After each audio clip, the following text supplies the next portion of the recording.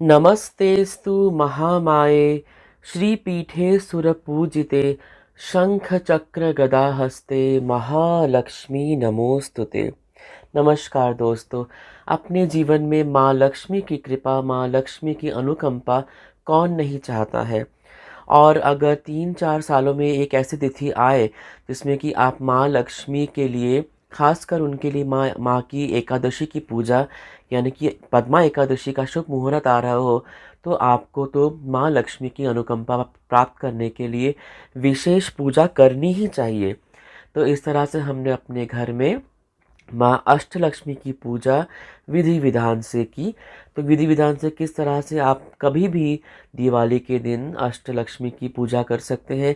आप विधि विधान से धनतेरस के दिन माँ अष्टलक्ष्मी की पूजा कर सकते हैं। तो कैसे करना है, आज हम इस विषय में चर्चा करेंगे दोस्तों।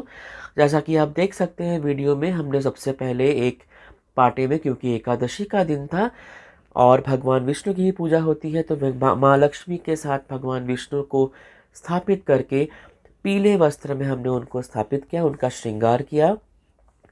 उनकी हमने अर्चना चंदन, हल्दी और कुमकुम से सबसे पहले की, उनका आवाहन किया। आप जिस तिथि में पूजा कर रहे हैं उस दिन उनका आवाहन करें कि आज के शुभ दिन में मैं आपका आवाहन कर रहा हूँ, मैं आपकी पूजा कर रहा हूँ, मैं संकल्प ले रहा हूँ। और आवाहन के साथ साथ उन्हें अक्षत और पुष्प समर्पित करें दोस्तों। उनका श्रृंगार करें अपनी यथाशक्ति।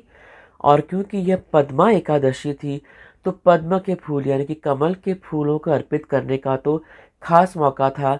और माँ अष्टलक्ष्मी की कृपा प्राप्त करने के लिए हमने माँ के चरणों में 8 कमल के फूल माँ अष्टलक्ष्मी के निमित्त हमने उन्हें अर्पण किए। तो देख सकते हैं कि जिस तरह से हमने माँ अष्टलक्ष्मी के चरणों में 8 कमल के फूल हमने अर्पित किए हैं। दोस्तों, ये पुरुषोत्तम मास चल रहा है, तो दीपदान का भी बहुत ज़्यादा महत्व होता है। तो भगवान कृष्ण के सामने, राधा रानी के सामने, श्री नारायण के सामने पुरुषोत्तम मास के समय आपको नित्य दीपदान भी करना चाहिए यथाशक्ति। तिल के तेल का कर सकते हैं, घी का कर सकते हैं।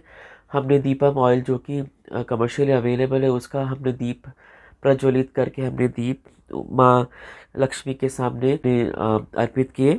नैवेद्य में हमने फल रखे, मिठाइयाँ रखी।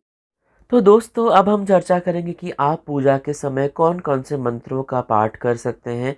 आप माँ अष्टलक्ष्मी की पूजा हेतु अष्टलक्ष्मी स्तोत्रम का पाठ करें, लक्ष्मी अष्टकम का पाठ कर सकते हैं। इसमें माँ के सभी 8 रूपों का वर्णन है, उनकी पूजा है, उनके लिए जो मंत्र हैं आप उन्हें उनका पाठ करें।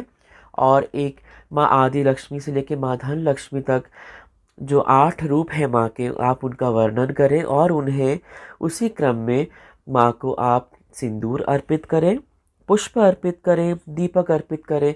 माँ के निमित्त आप उन्हें उनके चरणों में अक्षत अर्पित कर सकते हैं। दोस्तों, माता को कमल के पुष्प के साथ साथ लाल रंग के पुष्प बहुत पसंद है। तो अगर आपको माँ लक्ष्मी के लिए कमल के पुष्प नहीं मिले, तो आप लाल गुलाब के, सुगंधित गुलाब के फूल भी माँ को अर्पित कर सकते हैं, ये भी उन्हें बहुत ही प्रिय है। दोस्तों, हम ये मानते हैं कि माँ लक्ष्मी की जब पूजा करते हैं तो बहुत शांतिमय वातावरण में माँ लक्ष्मी की पूजा होती है, क्योंकि माँ बहुत ज़्यादा भीड़ भाड़ में, बहुत ज़्यादा आवाज़ जहाँ पे होती है वहाँ पे उनका निवास नहीं होता है। इसलिए हम ये मानते हैं कि लक्ष्मी पूजन के समय, माँ लक्ष्मी की आरती करते समय घंटा नहीं बजाना चाहिए। आपका क्या मत है, आप हमें बता सकते हैं। लेकिन माँ लक्ष्मी की जब हम आरती करते हैं तब हम घंटा नहीं बजाते हैं, बहुत ज़्यादा वाद्य नहीं बजाते हैं। माँ को उलूध्वनि और माँ को शंख बहुत ही प्रिय है, तो आप शंख ज़रूर बजाएं जब आप माँ की पूजा करें। शंख उनके भाई भी हैं, क्योंकि माँ लक्ष्मी और शंख दोनों ही सागर से उत्पन्न है।